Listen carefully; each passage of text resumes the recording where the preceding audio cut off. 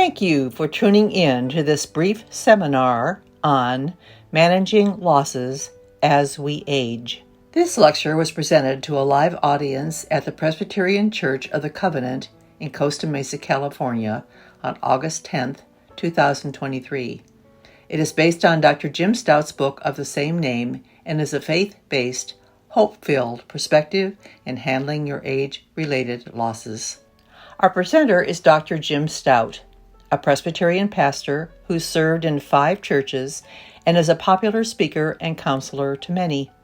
Besides pastoring, Dr. Stout has spoken to professional athletes, military, business, and professional leaders, high school and college students, retirees, mental illness conference attendees, and others.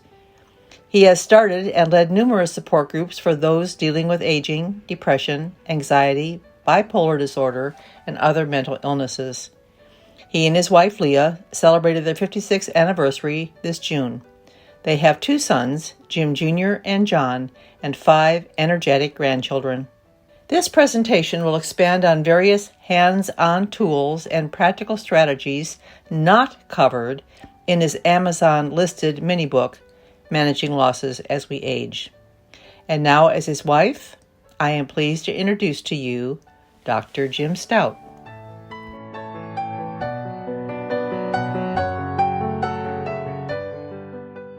Okay, thank you. Before we sort of launch into some more serious things, it's always nice to start with a little levity. And I thought I'd start off by telling a joke above my nose, but I'm afraid I'd blow it. And by the way, I'll be talking a lot, but at the end, if you'll save your questions till the end, then I'll be happy to try to respond to them and jot them down anytime you want to take any notes or things that you want to ask later. That'd be great. I have a small collection of funny t-shirts. And these are not some of mine, but these are some that Amazon lists. I thought growing old would take longer. Inside every person is a younger person wondering, what the hell happened? When I was a kid, I wanted to be older. This crap is not what I expected. I've decided I'm not old. I'm 25 plus shipping and handling. Age has its advantages. Too bad I can't remember what they are. I acted my age once. It was boring. I need a 6-month vacation twice a year. I'm a member of the Grumpy Old Man Club, a founding member. I'm only happy when I'm complaining. Don't resent growing old. Many people are denied the privilege. I'm trying to be independent, but no one will help me. I've accepted I'll never get down to my original weight. I'm okay with 6 pounds and 5 ounces, but it's just not realistic. And then lastly, grandchildren are God's reward for not killing your own children when they were teenagers. Managing our losses as we age. It's a little 25-ish page book, and I'm not going to take time to go into some of the 15 tips that are in there. You can read that on your own if you want to get it.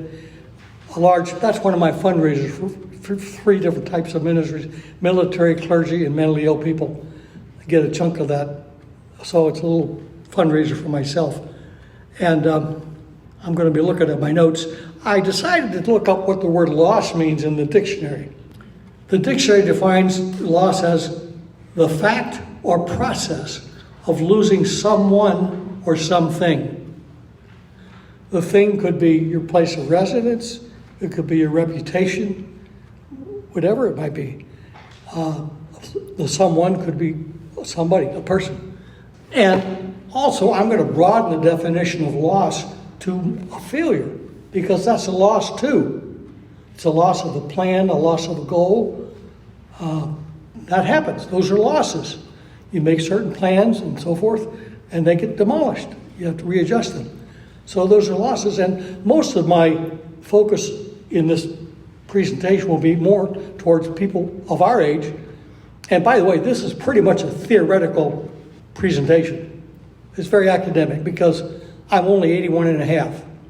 So, and I've had very few losses in my life. So I really can't identify much, but I know people who have.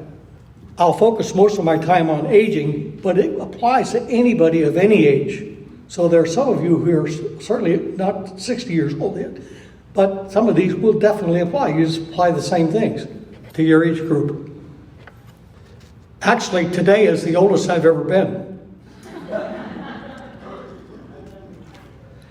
You'll notice that as I speak, I tend sometimes to slur my words.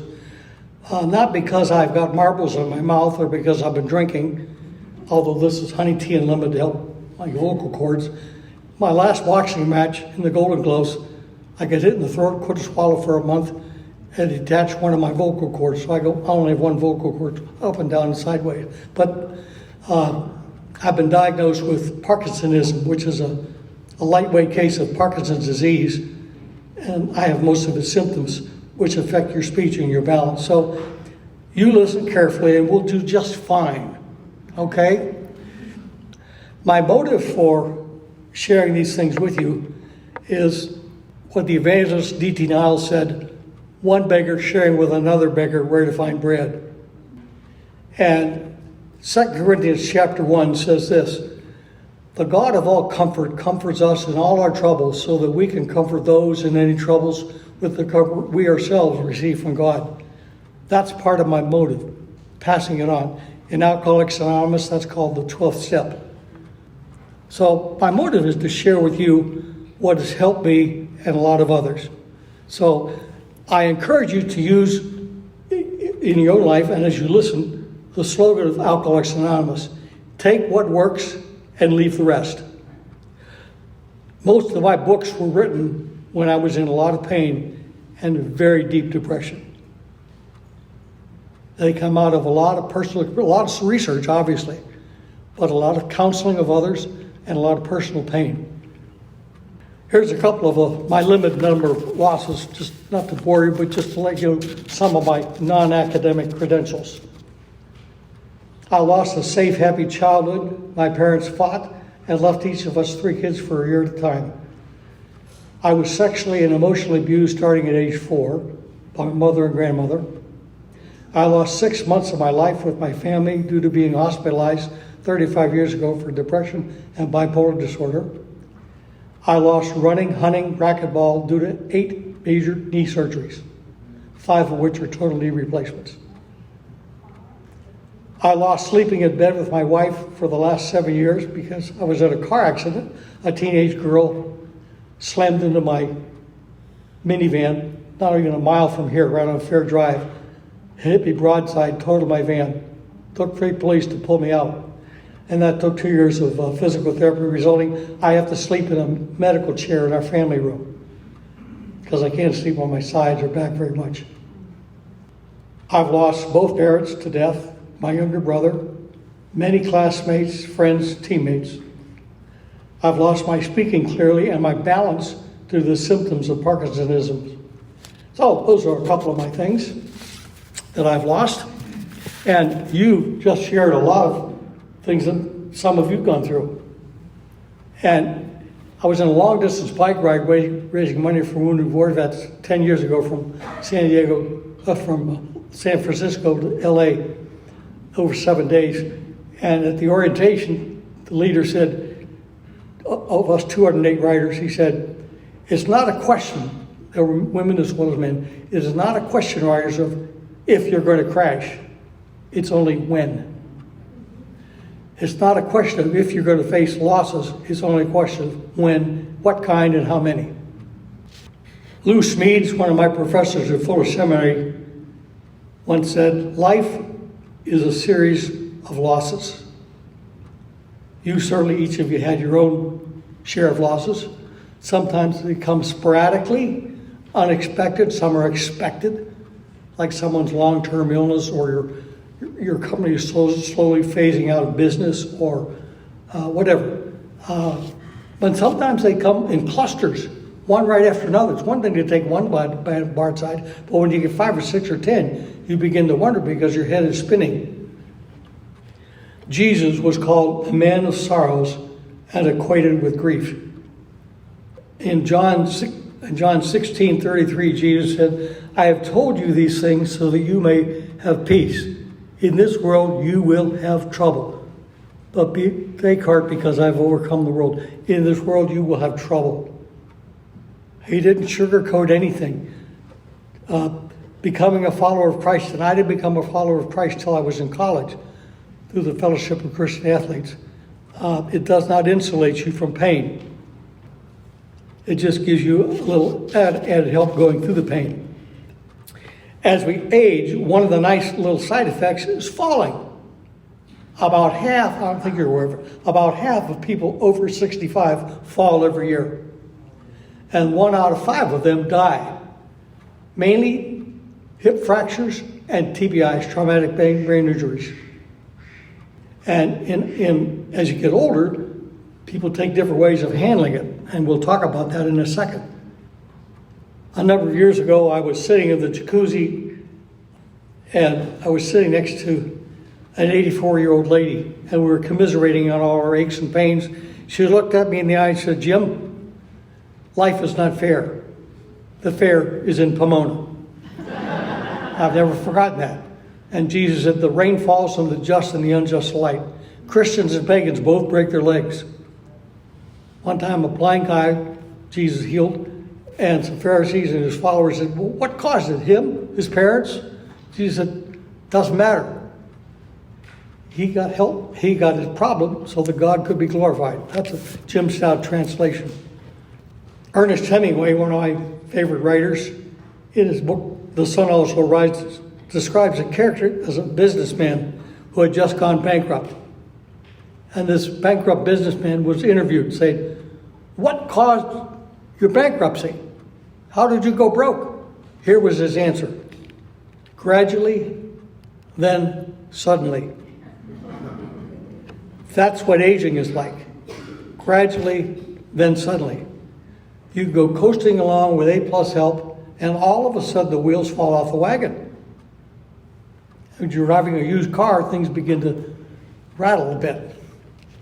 And all of a sudden, it stops. So, how do people handle aging and losses? I cover about 14 different tips and suggestions in that little book of mine. And most of my books start off with little essays, musings and things like that. And I never set out to be a writer. It's purely accidental.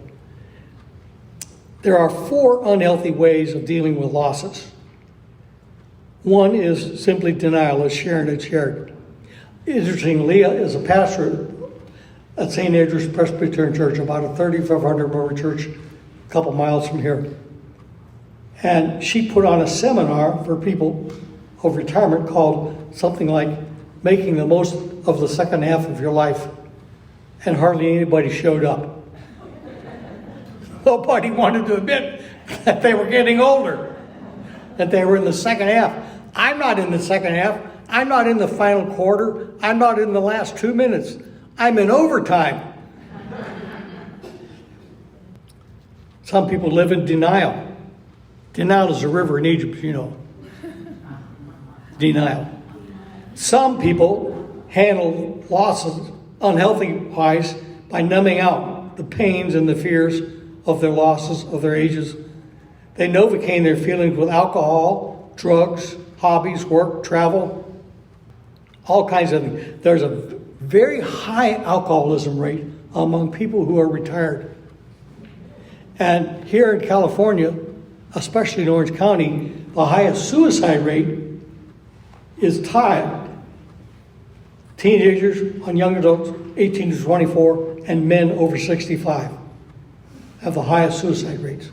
Women attempt suicide 4 times more often than men, but men are 4 times more successful. I have a YouTube seminar called Depression and Anxiety, Recovering, Rebuilding, and Taking Back Your Life. And I go into some of these little issues. Oprah Winfrey was sexually abused at age 9 by her uncle, her cousin, and a family friend.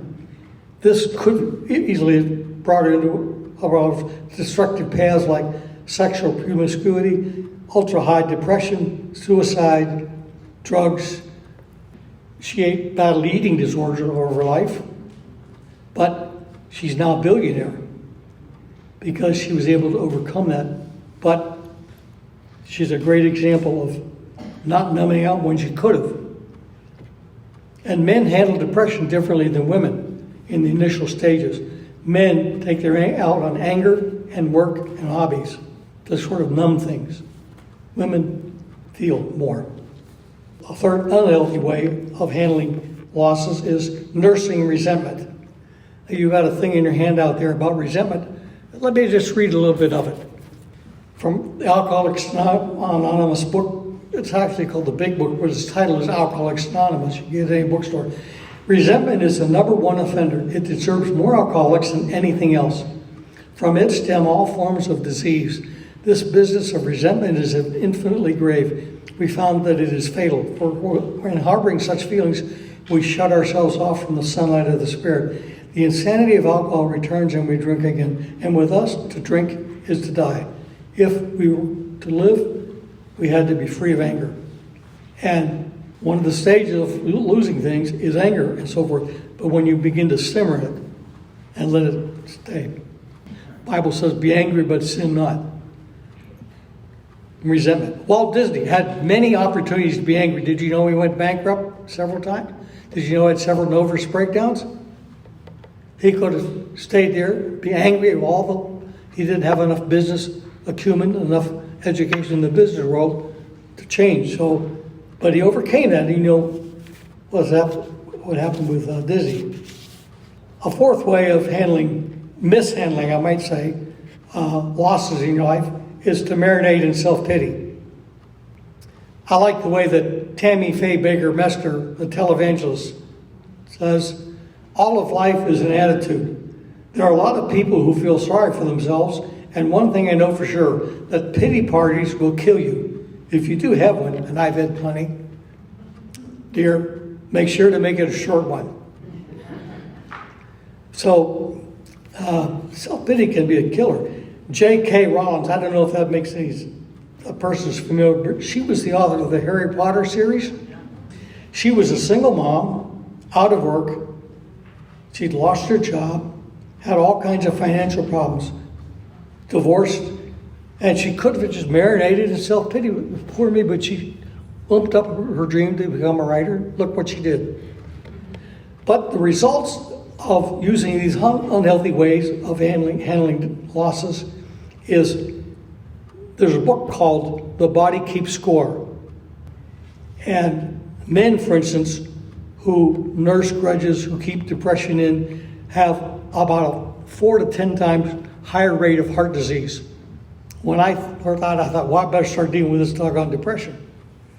Every man carries prostate genes in his body. Every woman carries breast cancer genes in their body. Many can go a lifetime without either breast cancer or prostate cancer. Put them under enough stress and pressure, poof, it comes out. The body keeps score. So, what are some of the healthy ways to manage our losses as we age? One is accept the reality of your loss. Sharon alluded to this as part of Kubler-Ross's stages of death and dying. Again, the AA Big Book has something to say about this. It talks about acceptance. Let me just read a couple things. I don't often do this. Acceptance is the answer to all my problems today. When I'm disturbed, it is because I find some person, place, thing, or situation, some fact of my life unacceptable to me. And I can find no serenity until I accept that person, place, thing, or situation as being exactly the way it's supposed to be at this moment. Nothing, absolutely nothing, happens in God's world by mistake. For me, serenity began when I learned to distinguish between those things that I could change and those things I could not. When I admitted that there were people, places, and things and situations over which I was totally powerless, those things began to lose their power over me. I learned that everyone has a right to make their own mistakes and learn from them without my interference, judgment, or assistance. The key word to my serenity, peace of mind, is acceptance. But acceptance does not mean that I have to like it, condone it, or even ignore it. I simply have to accept it as a fact. It is what it is. Nor does acceptance mean unacceptable behavior that I have to accept. I have choices today. I no longer have to accept abuse in any form. I can choose to walk away if it means stepping out into the unknown. I no longer have to fear change or the unknown. I can merely accept it as part of the journey. I spent years trying to change things in my life over which I was powerless, but didn't know it. I threatened, scolded, manipulated, coerced, pleaded, begged, pouted, bribed, and generally tried everything I could to make the situation better, only to watch as things got progressively worse. I spent so much time trying to change things I could not change, it never occurred to me simply to accept them as they were. Those are quotes from the AA Big Book. Let me read the prayer for serenity. Most of you are familiar with this, but you may not be familiar with the full prayer. God, grant me the serenity to accept the things I cannot change, courage to change the things I can, and wisdom to know the difference. Now here's the part you may not be aware of. Living one day at a time, enjoying one moment at a time, accepting a hardship as a pathway to peace, taking as Jesus did, this sinful world as it is, and I substitute taking this crappy person, this lousy situation, this loss as it is, not as I would have it. Trusting that you will make all things right if I surrender to your will, so that I may be reasonably happy in this life and supremely happy with you forever in the next. That's in your folder there. It's very helpful to say that. I encourage you to say that periodically. Even read it every day. So accept the reality of your loss. I got this little thing at St. Joseph's Hospital. I do some speaking over there, at least once or twice a year to various groups. One of the sisters wrote this: Joseph, Jesus' father, of his plans, all that was left was broken.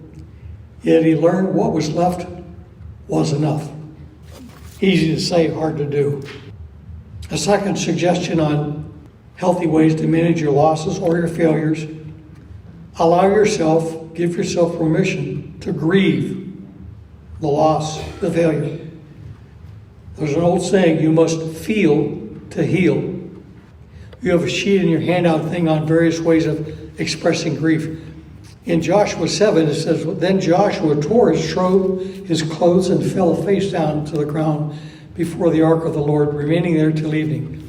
When Joshua was overcome with grief and despair because of Achan's sin, he didn't try to keep a stiff upper lip or stuff his emotions. Rather, he fell on his face before the Lord and expressed himself openly. And there are several thoughts, and I'll simply read them. I don't want to bore you, but let me just read them to you. A number of grief therapists put this list together. Don't suppress the pain you feel. It will only resurface later.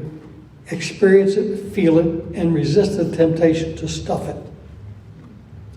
Grieving is not a sign of weakness, it's a sign of integrity. Grief means you are honest about the feelings in your heart. Talk about your loss instead of trying to protect your friends and your family in your silence. Seek out people who understand what you are experiencing. Perhaps join a grief support group or see a grief counselor. It's okay to tell family and friends what you want them to do to help you grieve. No matter how you feel, talk with God. Even if you are angry, tell God. He's big enough to handle your pain and your questions and your anger. John Milton, the blind poet, wrote a poem called On His Blindness. I love it. He goes through, if you read the poem closely, the stages with who he's grieving, his own deteriorating blindness, and how he dealt with that loss. It's a huge loss. Beethoven, going back to accepting reality, Beethoven, the great composer, at 26, became terribly deaf, had ringing in his ears and so forth. By the time he was 26, between 26 and 30, totally deaf. Huge loss. But he accepted it as a fact and kept up his writing of composing. Suggestion 3 of a healthy way to manage your loss: decide to rebuild and move ahead with your life. Again, The serenity prayers help me to do what I can do. Help me to know the difference, what I can't change and what I can. And there are certain things I can change. I can change my attitude and some of my behaviors. Talking about rebuilding your attitude, a suggestion would be to implementing a new attitude and a new outlook in spite of your loss. Develop an attitude of being flexible and resilient. The Marines have a slogan: adapt or die. My therapy dog and I visited at least twice a month for 8 or 9 years down at Camp Pendleton with the Wounded Warrior Battalion. And in one of the men's rooms, there was a little saying that said, if it's important to you, you'll find a way. If not, you'll make an excuse. Another person said, if you don't learn how to flex, you'll always be bent out of shape. So in developing a good attitude, try this. Substitute gratitude for gripes. I was involved in Overeaters Anonymous because I battled the bulls for all my life. And I was always in good shape for my sports, but apart from that, try thanking God every day for three blessings of yesterday. Start your day that way. The whole day can collapse on you 30 seconds after you do that, but nevertheless, it tends to shift your perspective a little bit. Gratitude rather than gripes. We can all gripe. I'm a great griper. Ask my wife. Tim Carey, the great comedian. At age 15, he had to drop out of school. Didn't finish because he had to support his family, and they lived in a van. He had plenty of things to gripe out because of his losses of friends, having to do all that. But he was able to rise above that with his attitude and develop humor as a method of coping. Choose to rebuild and go on ahead with your life. First, by rebuilding your attitude. Second, by rebuilding your behaviors. And let me list several of them. These are tools of recovery. Recovery from losses, failures, hurts, wounds of any kind. First, forgive yourself and other people. Carl Menninger, of the famous psychiatrist of the Menninger Foundation, that's in Topeka, Kansas. They produce more psychiatrists than any institution in the world. He once said, if he could convince the patients in the psychiatric hospitals that their sins were forgiven, 75% of them would walk out the next day. What a difference forgiveness of yourself and other people can make. Forgive yourself and others. Secondly, connect, if possible, weekly with safe, positive, supportive friends. Ecclesiastes chapter 4 says this: 2 are better than 1 because they have a good reward for their labor. If either of them falls down, one can help the other up. But pity anyone who falls down and has no one to help him up. Also, if 2 lay down together, they will keep warm. But how can one keep warm alone? Though one may be overpowered, 2 can defend themselves. A cord of 3 strands cannot be quickly broken. You know the California redwood trees? How many of you seen those up in Northern California? They go upwards of 300 feet. And winds through the 120 miles an hour sometimes. How does a tree that tall and that thick not get blown over? They obviously have a very deep root structure. How deep do you think the roots go? Would you believe 10 to 12 feet? Because they're all interwoven. They keep each other going. That's what friendship does. Charles Spurgeon, known as the Prince of Preachers, fabulous preacher, never college education, wrote plenty of commentaries and books, started a seminary at college over in England. Yet all of his life, he battled depression and anxiety, big time, and so did his wife. And fears of poverty and so forth. And yet, he was able to have people around him to support him. One of the reasons for Billy Graham's success was he had a very good, his team around him. A third suggestion of rebuilding your behavior: Don't hesitate to get professional counseling. Talk therapy. I've had it for 35 years. I'm a walking psychological and physical miracle, and I benefit from it. It's also made me a good counselor as well. So don't ever hesitate. Nothing wrong with that. Sometimes even taking medications. We take medications for a heart, the brain is an organ just as whatever part of your life.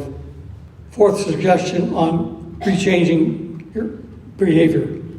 Learn everything you can about recovering from losses and failures. Search the internet, read books, go to seminars like this or others. I'm going to show you some of my mentors. Some of them I've never met, some of them I know very well. Keeping Hope Alive for a Tomorrow We Cannot Control by Lou Smedes. This has 4 women authors. One of them I think is a believer, the others are not, to my knowledge. This is not the life I ordered. 50 ways to keep your head above water when life keeps dragging you down. You're welcome to come up afterwards and look at these. The Survivor Personality, Why Some People Are Stronger, Smarter, and More Skillful at Handling Life's Difficulties, and How You Can Be Too, by Al Siebert. Another one is by Henry Cloud, a colleague, and one of my therapists when I was in the hospital. Necessary Endings. The employees, businesses, and relationships that all of us have to give up in order to move forward. A very good read. Very helpful, very practical.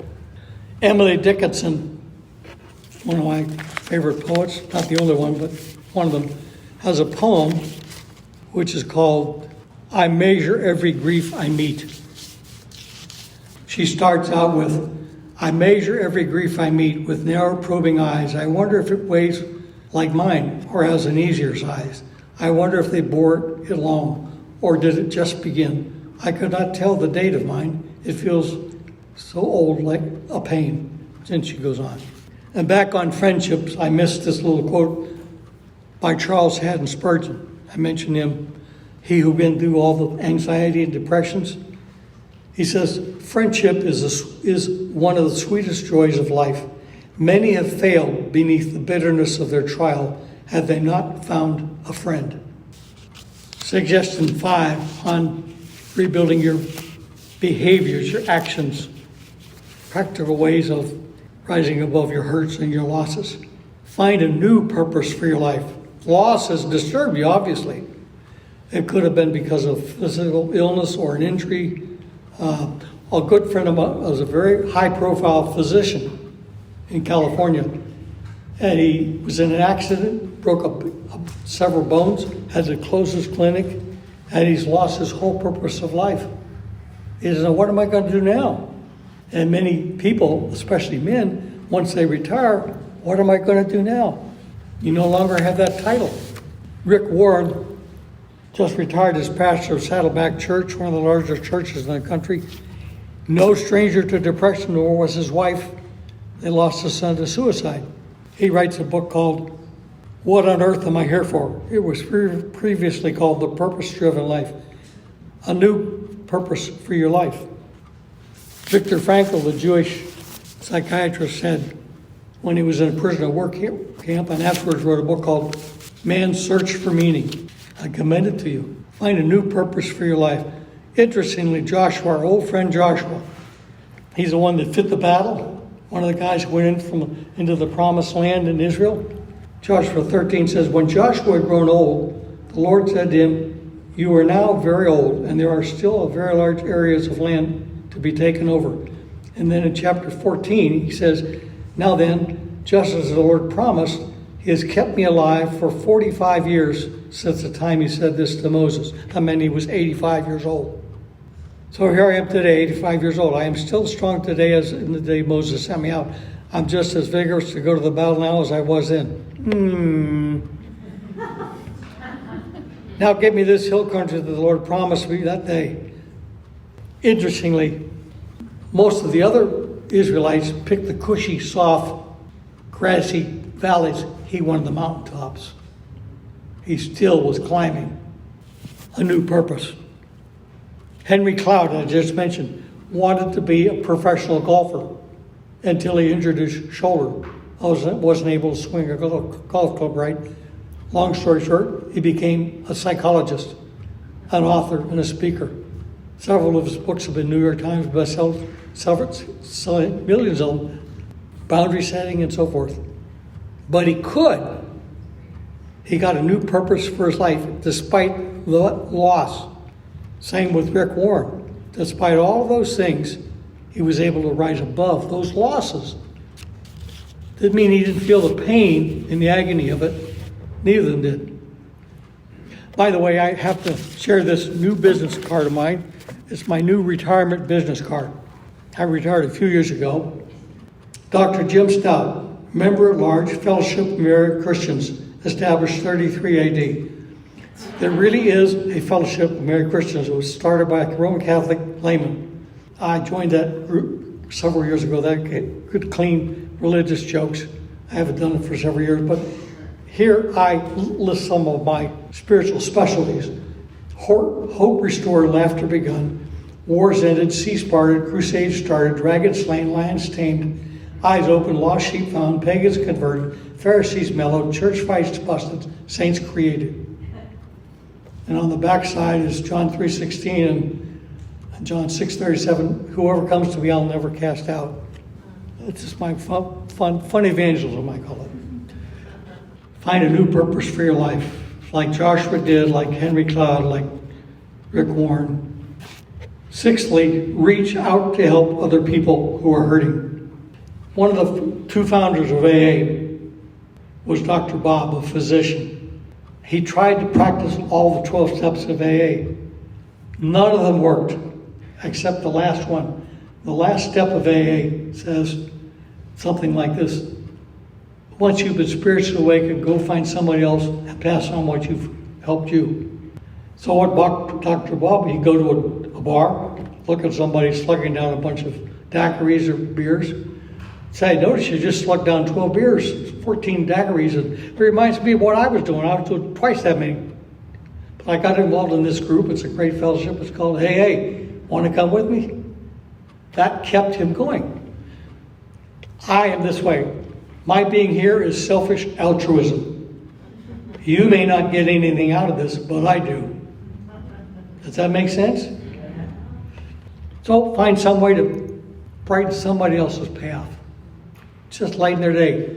I've discovered that if you simply ask the cashier at the supermarket or the nurse attending you, how is your day going? It's amazing what you get. Some people break down and cry. Some people simply say, thank you. Brighten the day. Pass it on. Seventhly, lean on God's promises from the Bible. There are plenty of them, like a drowning man grabs on to a life preserver. One of them is in Joel chapter 2, verse 25. I will repay you for the years the locusts have eaten. The locusts ate a lot of my early life.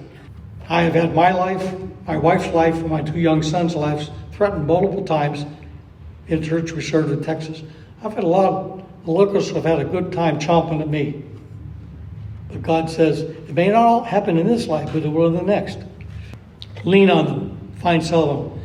Here's a couple that you might think about from Jeremiah 29. I know the plans I have for you, declares the Lord. Plans to prosper you and not to harm you. Plans to give you hope in the future.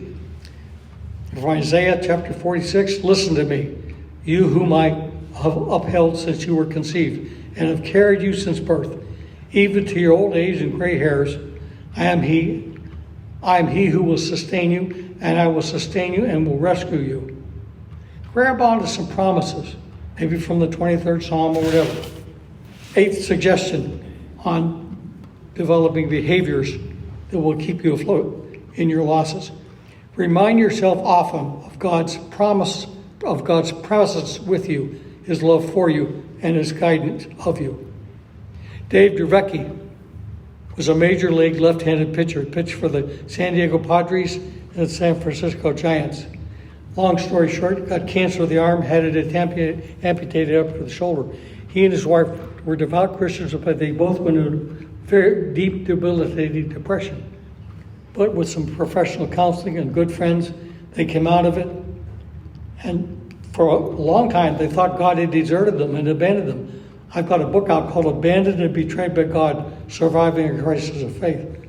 You begin to wonder, where is he? Why hasn't he answered my prayers? Hebrews chapter 13, verse 5 says this. God says, never will I leave you, never will I forsake you. Well, we're rounding third, headed home. You doing okay? By the way, do you know what it means when a preacher such as walks down on the pulpit? Nothing. Because generally speaking, preachers are generally speaking. Speaking of having a purpose in life, I forgot this, but let me read it to you. Having a purpose in life is also important to health as we get older. And it is a key factor in living and aging successfully. A sense of purpose for many is more important than making money. And it is associated with a wide range of health outcomes, including reduced risk of mortality, stroke, heart attack, and Alzheimer's. People with a sense of purpose also get better sleep, have fewer nights in hospital admission, and go to the doctor less often. Evidence shows that optimism about aging has an impact on our health, adding 7.5 years to our life. A sense of purpose. I'm almost out of time. Ninth tool for changing your behavior to deal with and handle your losses. Persevere and never give up. You remember the movie Rocky with Sylvester Stallone? I often play it. I've had it. My sons played it when I was doing an Olympic-sized triathlon years ago. One of the theme song is, there's no easy way out. There's no shortcut. There's no easy way out of dealing with losses. A loss is a loss. It stinks. Robert Frost, one of my favorite poets, says, the best way out is through. Psalm 71, David writes this, no stranger to loss himself. God, though you have made me see troubles, many and bitter, you will restore my life again. From the depths of the earth, you will again bring me up. You will increase my honor and comfort me once more. And while every follower of Christ doesn't get all the benefits of persevering in this life, many will, but many will get it later on. Hebrews chapter 11 talks about great Christians who were fed to the lions, cut in half, tortured, whatnot. But it also says in Psalm 92 this, the righteous will flourish like a palm tree. They will grow like a cedar of Lebanon planted in the house of the Lord. They will flourish in the courts of our God. They will still bear fruit in old age, Sharon. They will stay fresh and green, proclaiming the Lord is upright. He is my rock, and there is no wickedness in him. 10th and last suggestion of a tool of changing your behavior a little bit to handle your losses. Look for God's way through your losses, your failures. 1 Corinthians chapter 10, verse 13 says, I'm sure some of you are familiar, no temptation or trial has overtaken you except what is common to humankind. And God is faithful. He will not let you be tempted beyond or tried beyond what you can handle. But when you are tempted or weakened, He will also provide a way out so that you can do it. So keep your antennas out. Look for ways of getting through the tough times. A friend, a book, a vacation. Stephen King, his first novel, Carrie, was rejected by 30 publishers. He was so upset he threw it at the garbage can. But his wife fished it out and encouraged him to finish it. Today he's published over 350 million novels. Let me conclude. Someday, in this life or the next, all of our wrongs will be righted. All of our hurts will be healed. The Apostle Paul wrote this, 2 Corinthians chapter 4.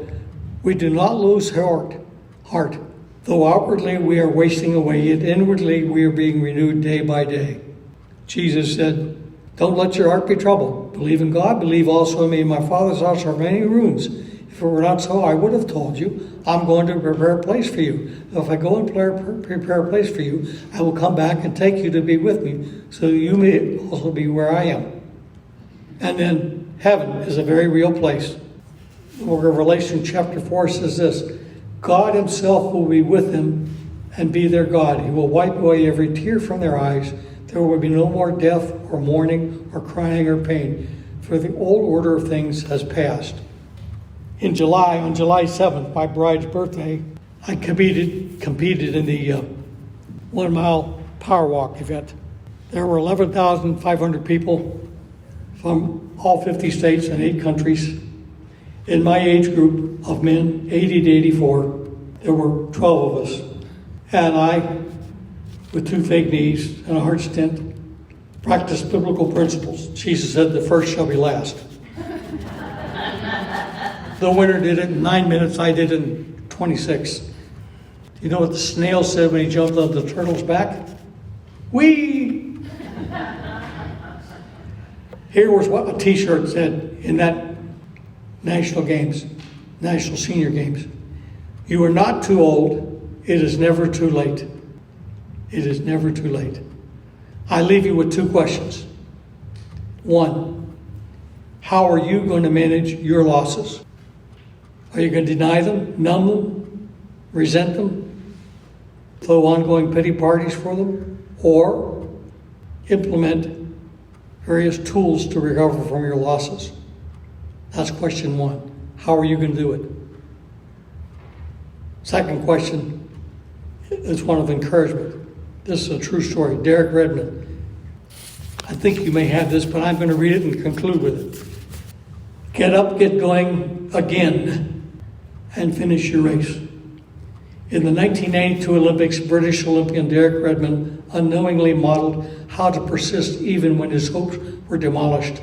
He tore a ligament midway through his race. As the rest of the runners finished, he writhed in pain on the track. His hopes and dreams and months of hard work lay crumpled on the track.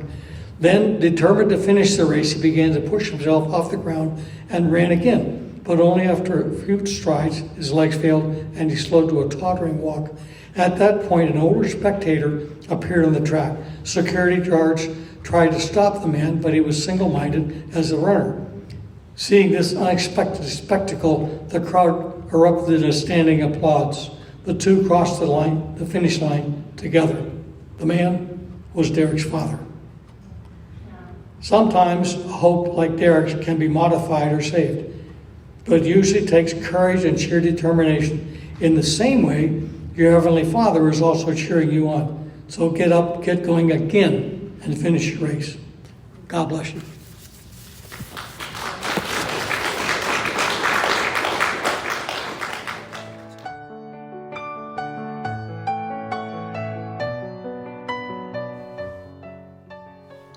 This concludes our discussion of managing losses as we age.